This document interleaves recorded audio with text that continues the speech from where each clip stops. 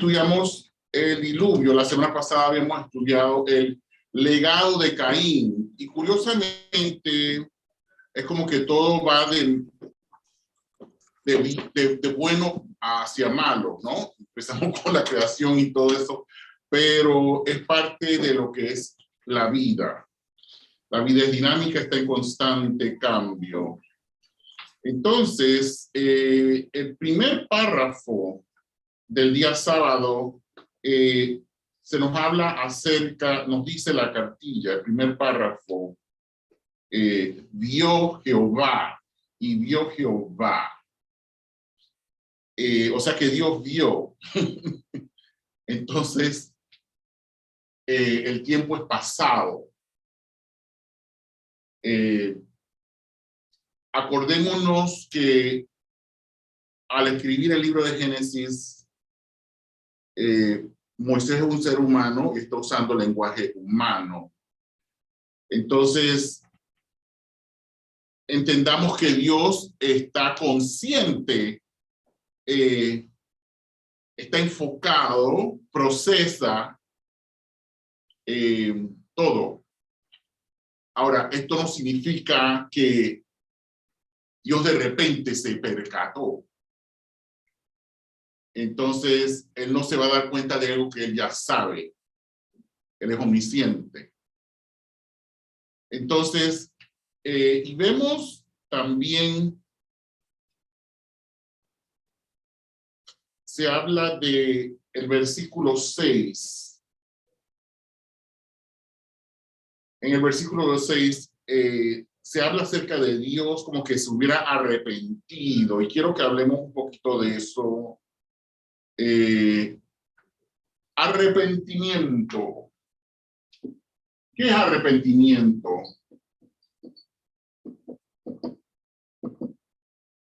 ¿Iba a decir algo, Ale? No. No, te arrepentiste. Te arrepentiste, Ale. Okay. Arrepentimiento es, bueno, la palabra en sí es un lamento por algo. Ok, vamos a escribir aquí. Lamento, ¿qué más?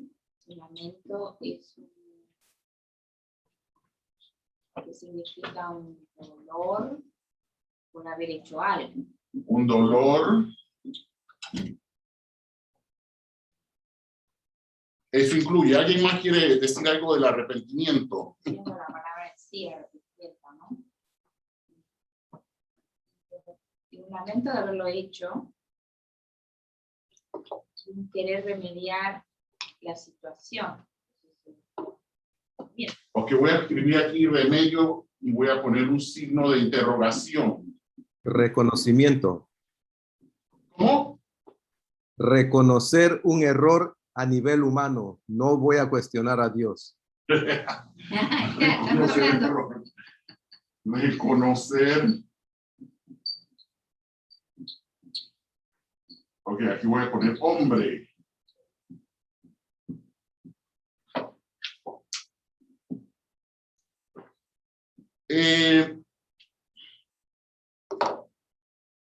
Y el versículo 6 de Génesis 6 habla del dolor que Dios sintió.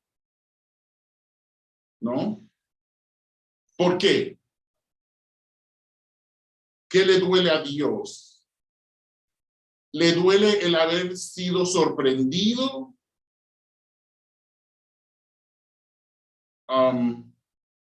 ¿Qué le duele? ¿Qué creen ustedes que le duele a Dios? ¿O le duele, qué creen ustedes que le dolió? ¿Qué le causó dolor a Dios? Los actos humanos. Ok, los actos, vamos a ver, actos, ¿qué más? Las consecuencias de esos actos para el hombre. Actos, en otras palabras, el sufrimiento humano. Y pongamos atención en esto, porque estas dos cosas revelan lo que llevamos por dentro, identifican nuestros caracteres, cómo son o dónde están. Y es como cuando uno le enseña a su hijo porque quiere lo mejor para él, ¿no? Entonces le da las mejores posibilidades, actividades, hace un esfuerzo para que tengan lo mejor. Pero si aún con darle lo mejor, el hijo decide otra cosa, uno, el hijo mayor de edad, ¿no? Pues, que haber tenido tanta posibilidad, a uno le duele como padre, porque habiéndole dado todas las mejores opciones, no lo aprovechó. A uno no le duele por uno, sino por el hijo que no es beneficiado de las posibilidades que no. Bueno, yo creo que a uno le duele por uno también cuando un hijo se porta mal. Sí, pero... Definitivamente. Sí, pero más te duele porque él va a sufrir, él se va a privar, él va, ¿no? Entonces... Va a recibir las consecuencias, va a sufrir. Entonces, algo que Samuel dijo aquí, los actos, y voy a incluir aquí la naturaleza. La naturaleza, fauna y flora sufrió. Claro, Aló. Sí, Bogart, adelante. Ese arrepentimiento de Dios no es más que ver cómo el ser humano usa su intelecto para escoger lo que es incorrecto. Simple. Escoge lo que es incorrecto, escoge el mal. Ok, ese es el arrepentimiento, o sea, no tenemos otra palabra mejor que arrepentimiento, ¿no? bueno, las citas que mandaste sí. habla acerca de cuando el intelecto está dominado por el enemigo, cómo rápidamente elige mal. Ok, entonces vamos a hablar de los párrafos en un momentito, ya que lo mencionaste, pero lo otro que ocurre aquí es... Pienso que Dios se lamentó de que los sueños que él tenía para el hombre no se estuvieran llevando a cabo y cómo estaban siendo víctimas de su propia destrucción. Ok, eso se llama en español Frustración. defraudamiento. Desilusión. Desilusión. Muy bien. Lo otro era, aquí voy a escribir aquí, También decepción. salvación.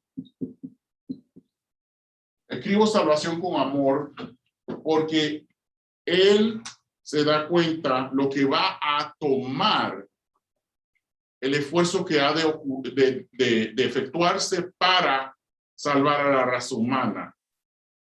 O sea, todo lo que bueno, cuando nuestros hijos se portan mal y son pequeños, y por decirlo así, nos toca limpiar lo que ensuciaron. Entonces, esa es la perspectiva. El plan de salvación es un plan basado en amor, hecho por amor, efectuado en amor, pero incluye dolor, incluye sufrimiento. Entonces, los últimos párrafos del día sábado se habla de la doble voz. Y quiero que pensemos en esto. Dios está hablando con una doble voz. ¿Acaso Dios es dual? ¿Acaso es esquizofrénico? O sea, que cuando Jesús regresa a presentarse ante el Padre, a presentar su sacrificio, le sonríe a los justos, le sonríe a Enoc, le sonríe a Moisés y le frunce el ceño a los malos. Entonces, cuando Cristo venga, encontrará diferencia alguna en los corazones, en los caracteres, en la actitud de Dios o en los corazones, las mentes, las actitudes y los caracteres de la gente. Entonces, vamos a entender algo, y es que el cristianismo ha sido tan corrompido que la perspectiva con el pecado tiene una connotación de ira, de la ira de Dios. Entonces hacen ver a Dios con una personalidad doble. Bipolar. Un Dios bipolar. Y voy a escribir aquí bipolar. Bipolar. En signo de interrogación. Ok. Y lo escuchamos todos los días. El Dios nuestro, que es un Dios bipolar, porque Dios no solamente es amor, sino que es justo. Escuchen esto. Miren lo que dice España. Lo que nos enseñó. Dios perdona, pero también inflige castigo justo. Jesús murió por nosotros para protegernos de la ira del Padre. Jesús es quien, escuche, y esta es adventista. Esta es completamente adventista. Jesús, quien es Dios, media con su sangre al Padre Dios para expiar la ira del Padre Dios. Entonces, en el centro de este problema, nos damos cuenta que existe la creencia de que la ley de Dios funciona como la ley humana. Entonces, ¿cómo determinamos si algo es justo o bueno? Porque por ley o a través de la ley, con la ley, nosotros comprendemos que la ley determina directamente la forma en que nosotros comprendemos la justicia. Y es así como entendemos al Dios que creemos, en el que creemos, que nosotros creemos profesar, en el cual creemos profesar.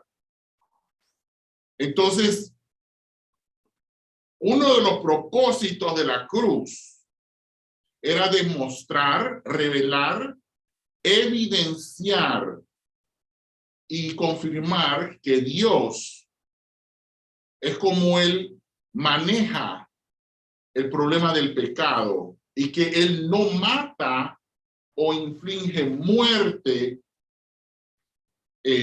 por el pecado. Entonces, porque ¿acaso mató Dios a Jesús? No. Jesús no muere como un acto de que Dios, el Padre, lo mata a él, el Hijo. Pero él muere por como Dios lo trató, como si él fuera un pecador sin remedio. En otras palabras, lo dejó ir, lo dejó estar, alejar, lo dejó ir. Y esto es lo que hace el pecado. El pecado nos separa de Dios, quien es la fuente de vida. Y el resultado es ruina y muerte. Dios es creador. Él construye la realidad. Y sus leyes son protocolos sobre los cuales funciona la vida, la realidad. Entonces, los seres creados no pueden construir espacio, tiempo, energía, materia.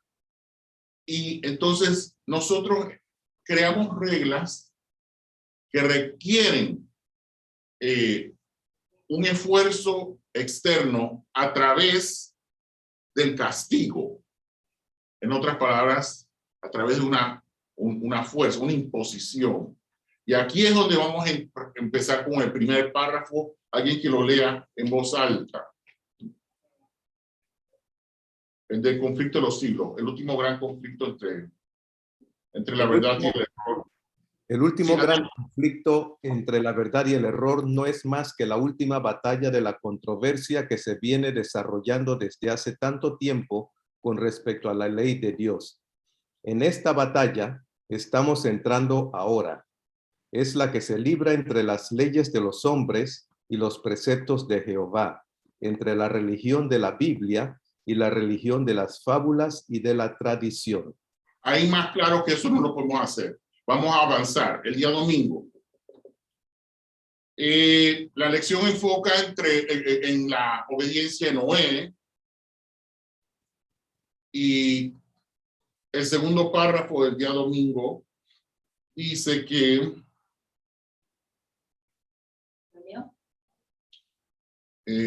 sí. Además, en la estructura general del arca, algunos han visto paralelismos con el arca del tabernáculo. Así como el arca del diluvio permitió la supervivencia de la humanidad, el arca del pacto, una señal de la presencia de Dios en medio de su pueblo, señala la obra de salvación de Dios para su pueblo. Ajá, y la siguiente también. La frase, y lo hizo así Noé, hizo conforme a todo lo que Dios le mandó, concluye la sección preparatoria. El verbo asa, hizo, refiriéndose a la acción de Noé, responde al verbo asa, hacer, en el mandato de Dios que inicia la sección y se repite 5 veces. Este eco entre el mandato de Dios y la respuesta de Noé sugiere la obediencia absoluta del patriarca a lo que Dios le había dicho que hiciera. Okay, hasta ahí está bien. Entonces, se hace un énfasis en la obediencia absoluta de Noé. Entonces, y aquí lo escribí, obediencia.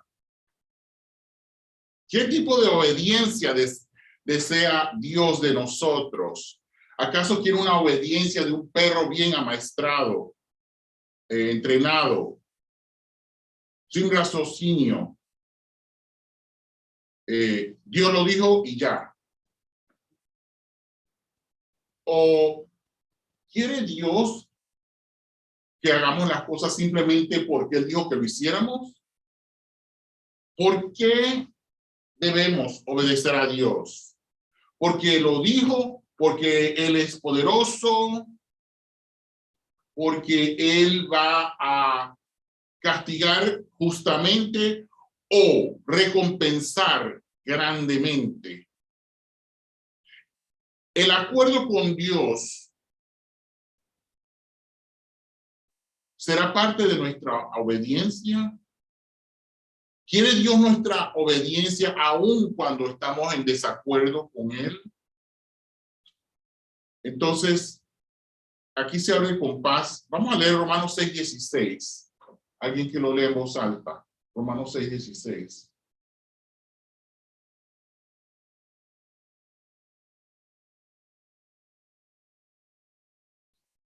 ¿No sabéis que si os sometéis a alguien como esclavo para obedecerle, sois esclavo de aquel a quien obedecéis, sea del pecado para muerte o sea de la obediencia para justicia? Ok. Entonces, aquí yo no escribo mucho griego, pero sé el abecedario. Más o menos. A ver. Ok, esto es upacoe. Y esto significa, de ahí viene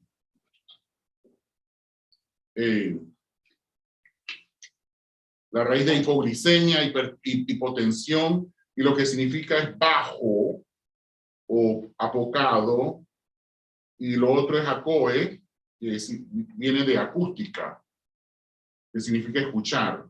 Entonces, la obediencia bíblica, atención, La obediencia en la Biblia significa una humildad para escuchar, la humildad para aprender, la humildad para ser guiado, sacado de mentiras, sacado de una confusión, de humildad para ser extraído de malos hábitos, de ideas preconcebidas, de creencias falsas, hacia una mejor comprensión, una comprensión más precisa de la realidad. No solamente en la comprensión, pero en la práctica. Entonces, escuchamos, confiamos y aplicamos la aplicación en nuestras vidas, lo que comprendemos, vaya la redundancia. Esto no es acerca de una ejecución del ejercicio del hecho, sino la actitud en el corazón, el deseo de ser mejor y la decisión de confiar en Jesús, a quien nosotros escuchamos a fin de mejorar. Entonces, al escuchar, comprender, estar de acuerdo y aplicar, nos unimos con Dios y somos energizados para llevar a cabo la voluntad de Dios y acerca de lo que Él ha sugerido, nos ha guiado. Entonces, una persona obediente es una persona que con mucho deseo escucha la voz de Dios y tiene un deseo de comprender y llevar a cabo las instrucciones del mismo en la medida de sus capacidades. Samuel. Bogart. Bogart. Mira, yo pongo el ejemplo de la obediencia a Dios. ¿Se me escucha por allá? Adelante. Es como un padre o una madre, pero más que todo una madre. Una madre que tenga 1, 2 o 3 partos, eso lo tuvo en su vientre. Y vivió todo lo que ha vivido antes que ese niño salga al mundo. Entonces, ella ama a ese pequeño o a esa pequeña profundamente. El amor es lo que mueve todo eso. Entonces, la va orientando por el camino de la vida, porque sabe que se puede estrellar aquí, se puede tropezar allá.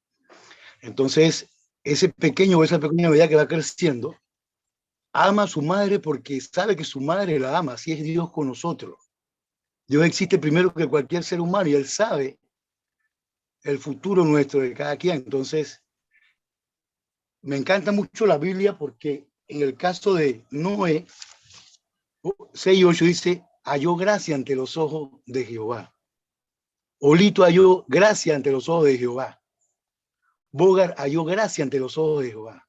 Samuel halló gracia ante los ojos de Jehová. Todos los que están reunidos acá hallaron gracia. Hay esperanza. Hay esperanza. Porque cuando hay esperanza ante los ojos de Jehová, cada uno de nosotros es porque somos obedientes, hemos sido bendecidos y Dios se acuerda de nosotros. Todos tenemos la misma oportunidad, todos.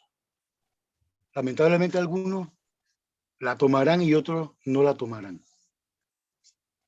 Ok, entonces, vamos a leer el siguiente párrafo en voz alta. Alguien que lo lea, por favor.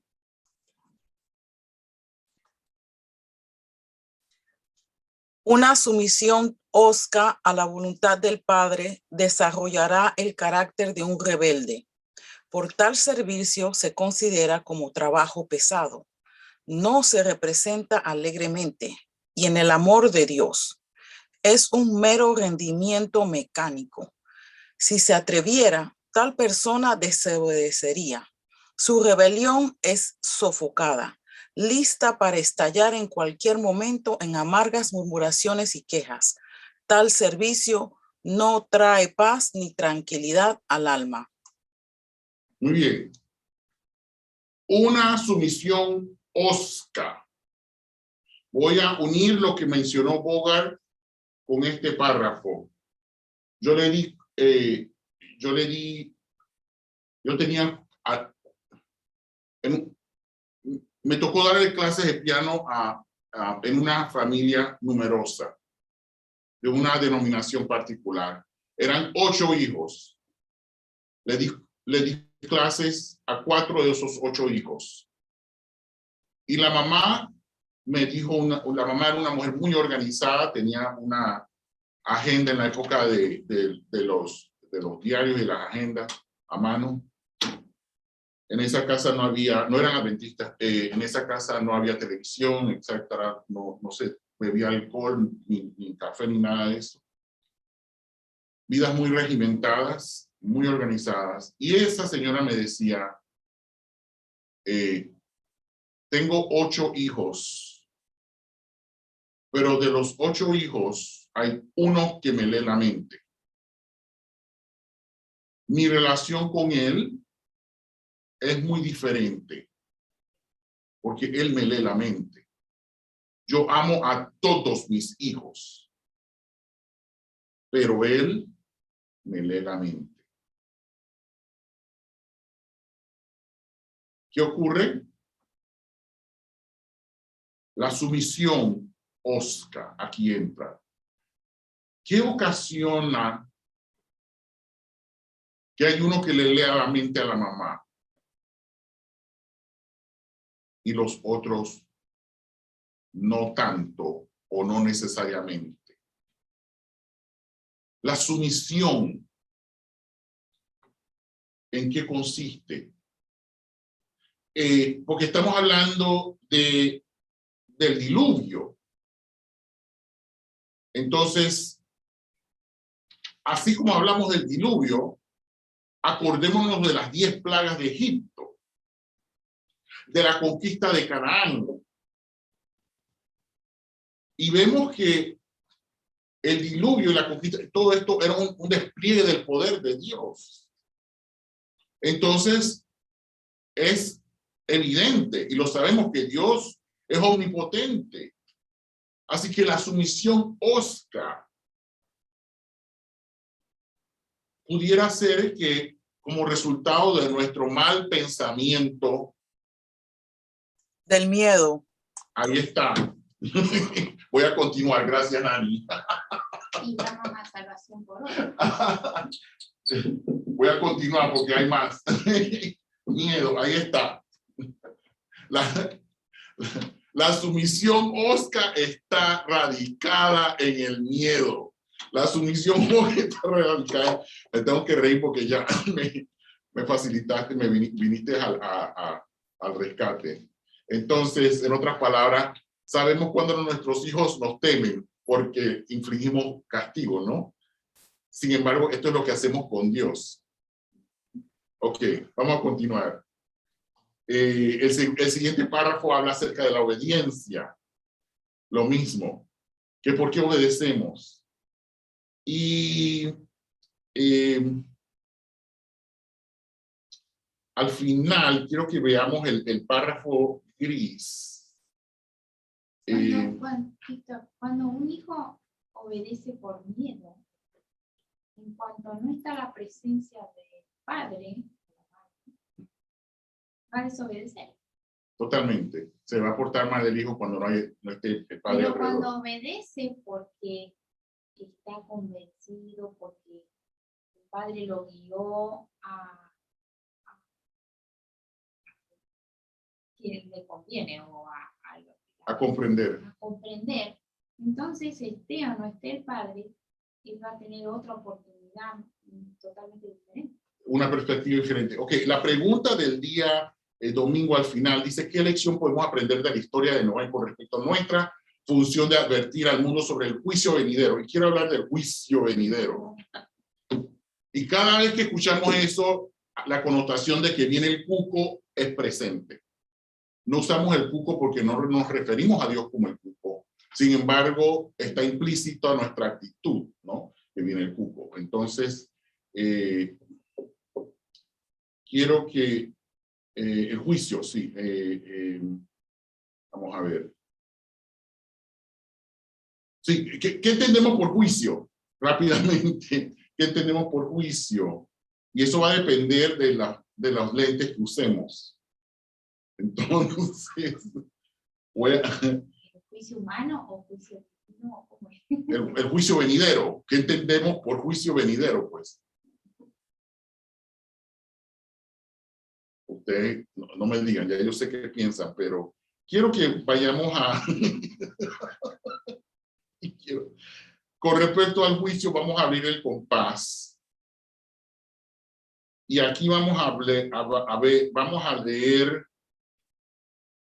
Leamos Juan 11, 25 y 26. Para abrir el compás de lo que es el juicio venidero. Hacer un eco del diluvio. En voz alta, por favor. Juan 11, 25 y 26.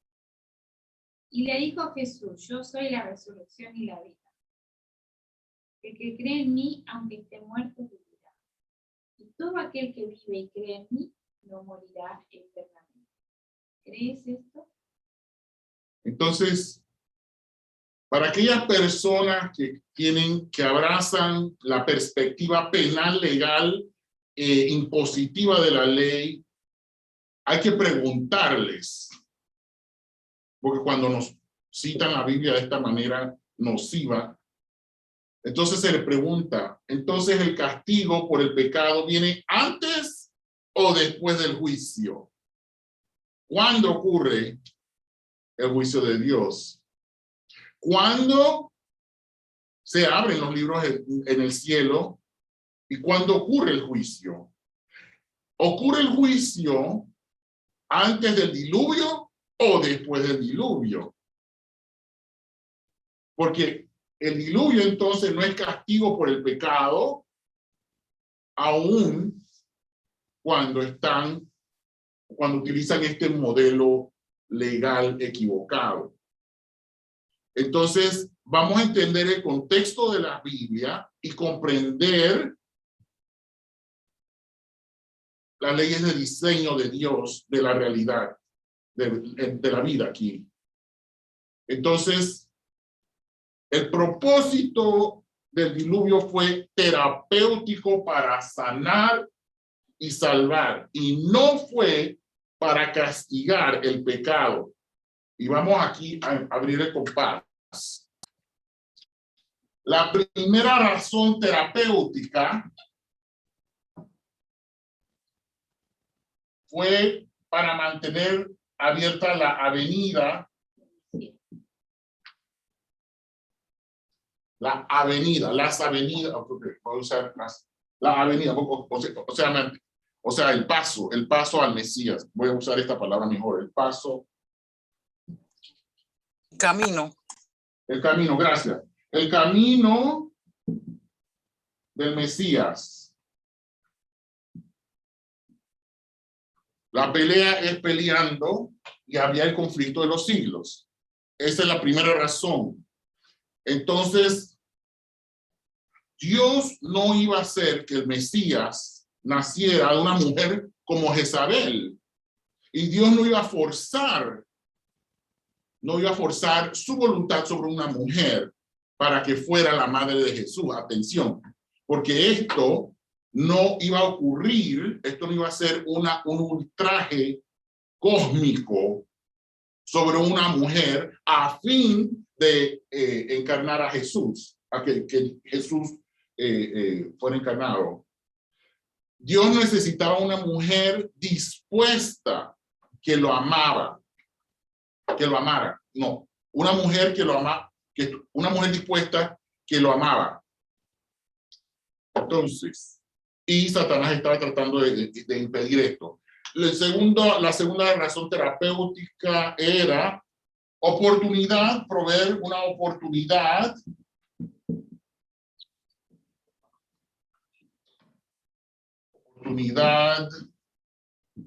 para el arrepentimiento.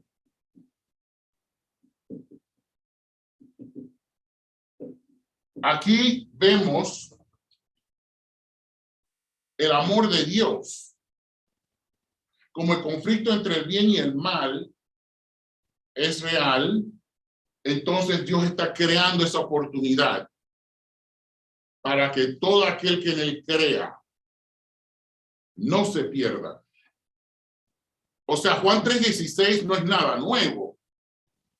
Y ustedes ven cómo la comunidad cristiana lo pondera y exalta en la cruz de Cristo el sacrificio, pero no se dan cuenta que el diluvio es exactamente lo mismo.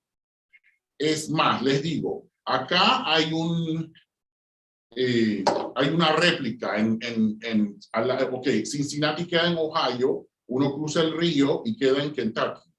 En el estado de Kentucky hay una réplica exacta de lo que es el Arca de Noé. Entonces uno va y hace una gira y es muy impresionante. Y no quiero destruirles el paseo, pero okay. No quiero destruir. No quiero a ver cómo hago. Ok, te lo voy a decir. Considerando que los antidiluvianos eran mucho más doble de nuestros tamaños en aquella época, ¿no? Tomando todas las dimensiones, o sea, el arca es real y se ve y es impresionante. Pero la puerta del arca adentro, con las luces iluminan una cruz, ¿no? Lo que lo hicieron eran cristianos, pues. El proyecto fue llevado a cabo por cristianos. Entonces, y ahí uno ve la cruz, en otras palabras, ellos están apuntando, haciendo la alegoría de que el arca es como Cristo y eso.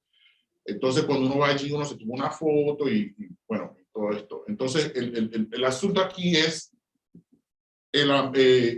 una intervención terapéutica. La razón la segunda razón era la oportunidad de arrepentimiento. La tercera, y nos acordamos del ladrón en la cruz. Acuérdense que el ladrón en la cruz no fue bautizado, no guardó el sábado, etcétera, no se volvió vegetariano, etcétera, etcétera. Y lo vamos a ver en el cielo. O sea, Dios está en el negocio de la salvación. La tercera, a ver, o sea, marcador. La tercera es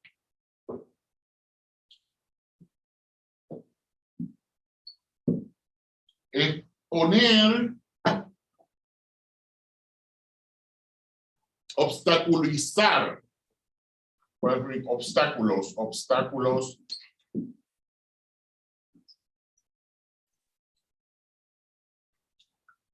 Ahí está. Ok. Mándame. No la había visto. Sí. Ok, no sé si la van a poder ver aquí.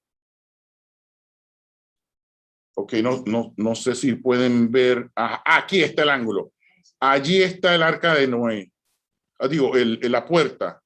En la puerta, ahí pueden ver a la cruz iluminada. Entonces, en el trasfondo. Ok.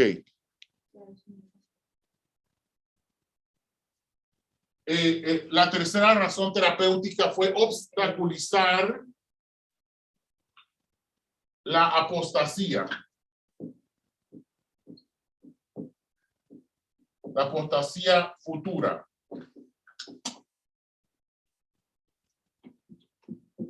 ¿Qué significa eso?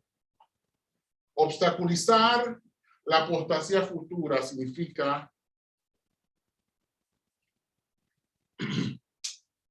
porque habían factores que contribuían a que todo el mundo endureciera su corazón en contra de Dios rápidamente después del Edén, ¿no?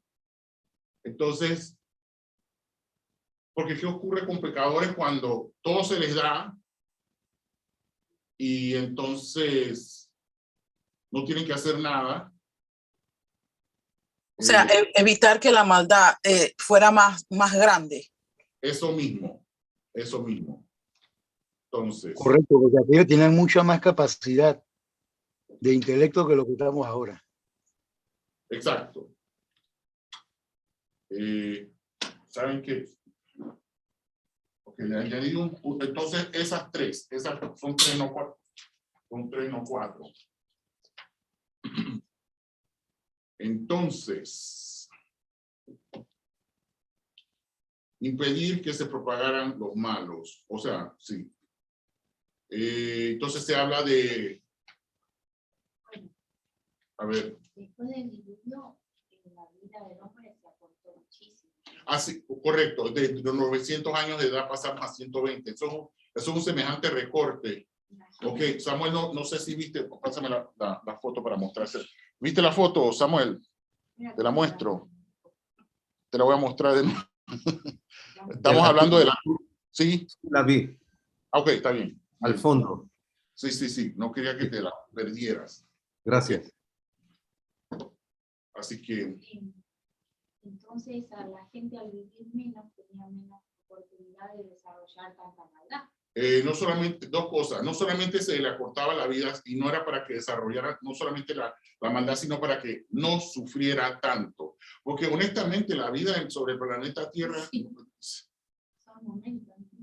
De momentos, son momentos, pequeños momentos que uno ve el amor de Dios, pero está rodeada de sufrimiento. O sea, pues, imagínense todo lo que se está viviendo ahora en esta semana. Curiosamente, me mandaron videos de, por ejemplo, de los hangares grandes de comida, de alimento, siendo quemados. Y entonces todos estos videos entonces están diciendo, viene la escasez alimenticia.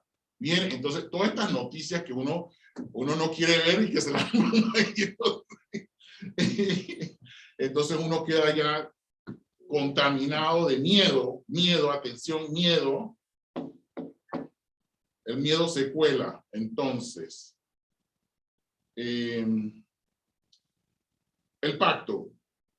Vamos a hablar del pacto ahora. Pasamos al miércoles. El pacto que hace Dios con Noé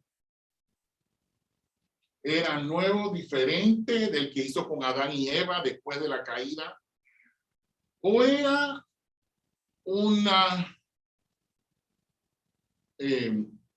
hecho, un esfuerzo del pacto de gracia dado a Adán como cabeza de la humanidad, de que venía el Mesías. Y cuando hablamos de pactos, ¿qué entendemos por un pacto? Hace unas clases, la mente pasado más o menos lo mencionamos. Entonces, antes del pecado, ¿había algún acuerdo? ¿Qué con el acuerdo fue con el pacto entre Adán y Eva? ¿Era el pacto de matrimonio legal o algo más? ¿Cómo ve Dios el pacto del matrimonio por diseño? ¿Es una declaración legal o cómo lo ven ustedes? Porque aquí todo el mundo está casado menos yo, así que necesito su perspectiva. Yo pienso que, bueno, en mi opinión sería, el pacto no solamente se fundamenta... Dale en voz alta a Adolfo para que te escuche. Sí, el pacto no solamente se fundamenta en la responsabilidad, sino que el pacto tiene un principio que es basado en el amor y la libertad desde la creación, basado en el diseño de Dios, pero Dios invita al hombre a entrar en ese acuerdo con Dios de respetar esos principios y acuerdos, libertades, de tal manera que entonces Él dice, ahora ustedes tienen todo esto para sí, pero también tienen la responsabilidad de responder por todas estas cosas y ustedes tienen la vida, la felicidad, la bendición, la prosperidad y la vida que se les prolonga.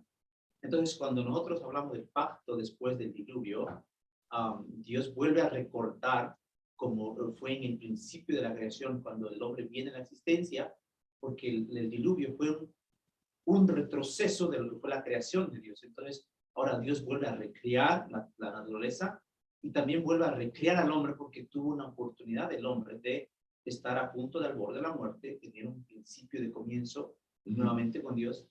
Entonces se hace un acuerdo entre Dios y el hombre, como Él espera que ahora el hombre responda a esa oportunidad de vida que tiene Noé y su familia. Entonces vemos ahí que Noé sale del arca y su expresión de gratitud es: Dios me reservó, Dios me cuidó, Dios hizo todo posible esto porque todo era destrucción, todo era caos. Ahora tenemos la oportunidad de tener... Okay. Sí, todo lo que dices es cierto, Adolfo, pero lo voy a hacer un poquito más jocoso. porque estás hablando de la función, del rol de Dios, nosotros, esposo, esposa. Y se lo voy a decir en panameño. Ok, ustedes Un saben pacto de amor. ¿Cómo? Es un pacto de amor, no de obligación. Pacto de amor. A ver, Nani, de nuevo. Es un pacto de amor y no de obligación. Ok, te fuiste rápido. Eso lo que decíamos. Antes de llegar allá. Decirlo en panameño. En panameño. Ustedes saben que el coco está forrado con Una corteza. con una corteza de fibra. Estopa. Con estopa, le llamamos estopa. Entonces, eso es algo bien volátil. Volátil significa que se quema rapidito. Y España nos enseñó a nosotros, en Panamá, que el hombre es fuego, la mujer es estopa y viene el diablo y sopla. A nosotros nos causa risa porque decimos, oh, problema. Pero realmente lo traigo esto a colación porque es que nuestra perspectiva llega a ser una perspectiva de muerte en lugar de lo que mi hermana acaba de decir, que cuando uno ama, entonces, atención, los corazones, las mentes, los seres se mezclan, que ya uno no sabe dónde empieza uno, dónde termina el otro, y se crea, esto desafía la lógica humana. ¿Es correcto? Entonces se crea una unidad en el que ambos individuos retienen sus identidades, pero simultáneamente bajo el poder del amor y de la confianza, funcionan como un gran todo, unido, integrado, un equipo. Una simbiosis. Lo que dices es Una simbiosis, más que simbiosis. Es más que simbiosis. Y así. Mutualismo. Es más que es simbiosis más mutualismo. no hay una expresión humana que pueda a decirlo tal cual. Porque el mutualismo denota separación y simbiosis denota una separación. Pero esta es una fusión. Es una fusión. Una fusión que comparten los mismos valores, principios, motivos y métodos. Y así Por ejemplo, funciona la vida. El diluvio para nosotros, decimos, ¿no? Fue un juicio que destruyó a unos, pero también fue un juicio de amor que reivindicó a otros. Entonces, dependiendo de la perspectiva en que yo veo el amor de Dios, para uno es destrucción, pero a otro parece es vida y restauración. Entonces, eso fue lo en el diluvio. Entonces, cuando nosotros hablamos del diluvio, de la perspectiva de cómo sucedió, para nosotros es un terrible terror, porque es como Dios destruyó. Pero si yo veo... Sí, y lo que vamos a hacer antes de que hagamos eso. Las tres, ¿cómo se llama? Lo terapéutico, Sí. la razón terapéutica del diluvio, pero viendo al pacto, dale, Nani. Yo creo que Dios no destruyó, Dios simplemente protegió a los que quisieron ser protegidos. Y los demás estaban a las expensas de la maldad de Satanás. Correcto. O sea que Dios hizo una cirugía, tuvo una intervención, hizo una cirugía. Pero también que descansaran es una protección.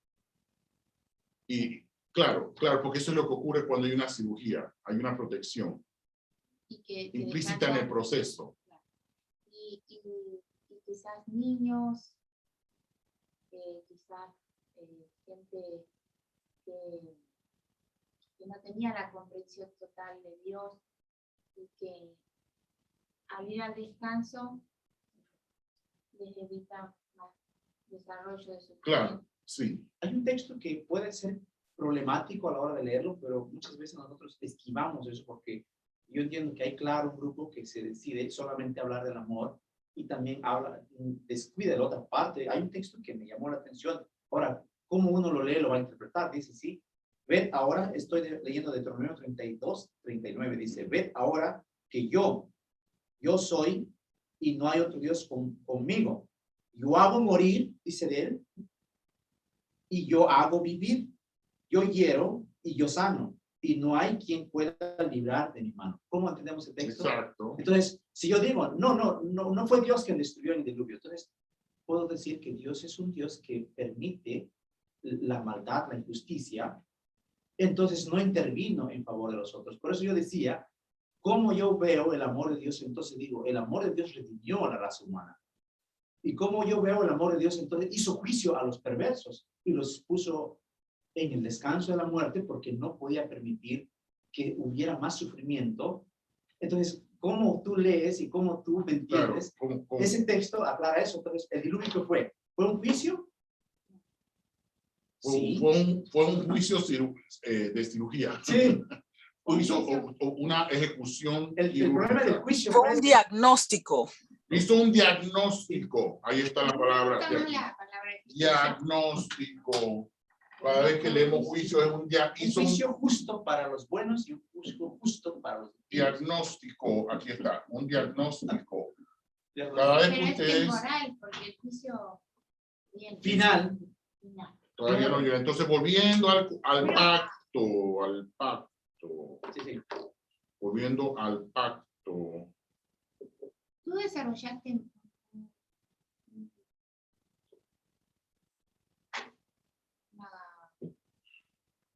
un matrimonio excelente. ¿Existe? ¿Existe matrimonio excelente? Porque esa relación que Ok. desarrollaste de un pacto así, Ujú. ¿O De dijiste, dos seres existe humanos. matrimonio perfecto? Algo así fue, ¿no? No. no, él desarrolló No te- una relación. Estoy Relación. hablando del el pacto entre un esposo y una esposa. Si es así, Porque eso es lo que, ese es el pacto en una relación. Entonces, porque o sea, el pacto utiliza el pacto de que la Biblia habla entre Dios y la iglesia, exacto, está comparado con lo está comparando con el matrimonio ideal. Entonces,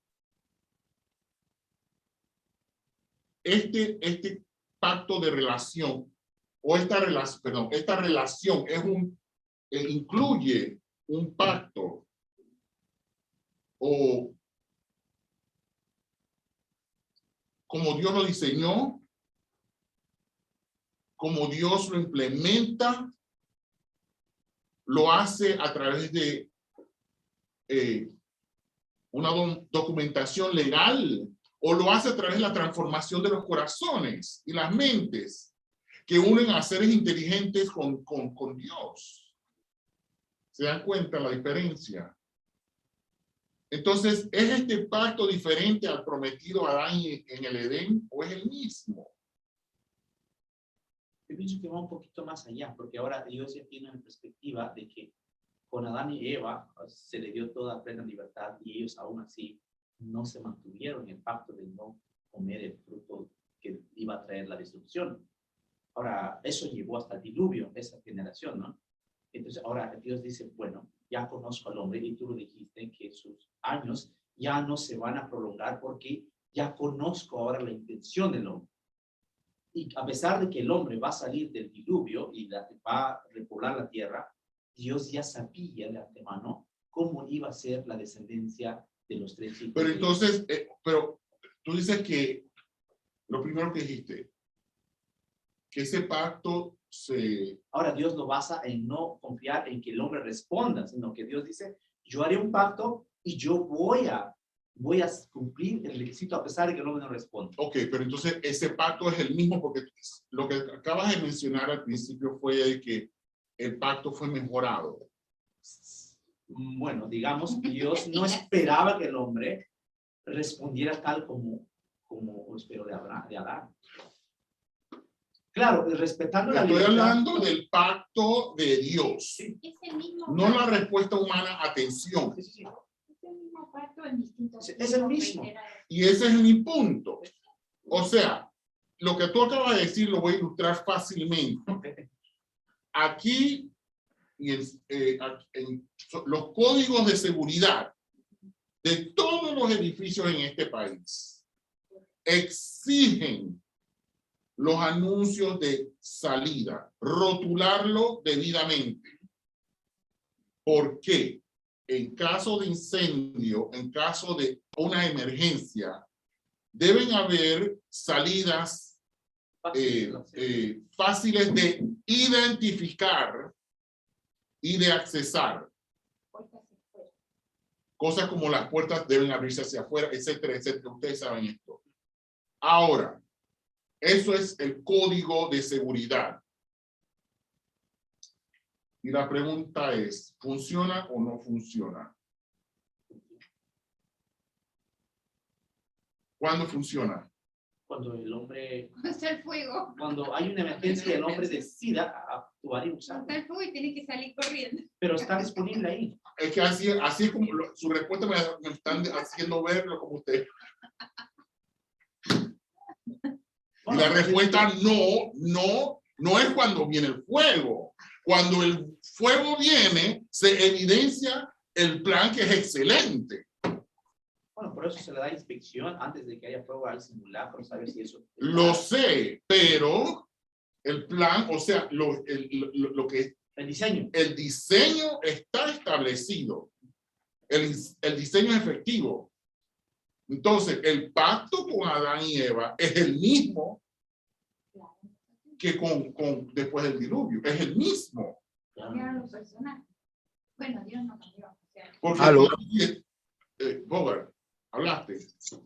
Claro que el pacto es el mismo. El pacto es simplemente que a pesar de la caída del hombre, Dios tiene oportunidad de salvación para el hombre. Siempre habrá gracia. Yo hago una pregunta ahora. ¿De primaria, secundaria, de universitario o de adulto mayor? La Biblia me presenta a mí un plan de salvación para todo aquel que él cree, que en él cree y vive como Jesús, que acepta ese plan de salvación. La Biblia presenta que hay dos grupos. Yo pregunto, voy a lanzar la pregunta, en amor. ¿Es que acaso todos nos salvaremos, no importa cómo yo viva? ¿No importa que yo no adopte el carácter de Jesús en esta vida? Es que nos salvaremos todos. Para todos está el pacto, para todos está la gracia, para todos los seres humanos, a través de los tiempos está la misma gracia, el mismo pacto. Pero unos los toman y otros no los toman, porque tienen un libre albedrío que Dios respeta. Yo pregunto, ¿nos salvaremos todos? No importa cómo yo viva, en Jesús, en el amor de Jesús. Esa es la gran pregunta. Ok, y la respuesta es bien sencilla. El ladrón en la cruz y sobre todo la madurez del cristiano. Dios nos llama a perfección y la perfección bíblica equivale a madurez espiritual. Amén. Entonces, eso es la madurez espiritual del hombre en la cruz, del criminal, le dio lo suficientemente para pedir salvación.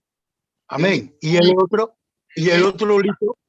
Olito, y el otro que se mofó, que hizo bullying a Jesús, ¿qué pasó con ese? Ese dijo, no quiero nada. Ah, perfecto. Ah, muy bien, está claro entonces, clarito, gracias. Es que lo dijo, él decidió. Correcto. Lo dijo y yo también quiero. En la vida va a haber gente que dice hiede. Mientras uno dice hiede, hay otros que dicen huele. Así es que, ¿de quién es la culpa? Correcto. Ahora. Claro, estamos claros.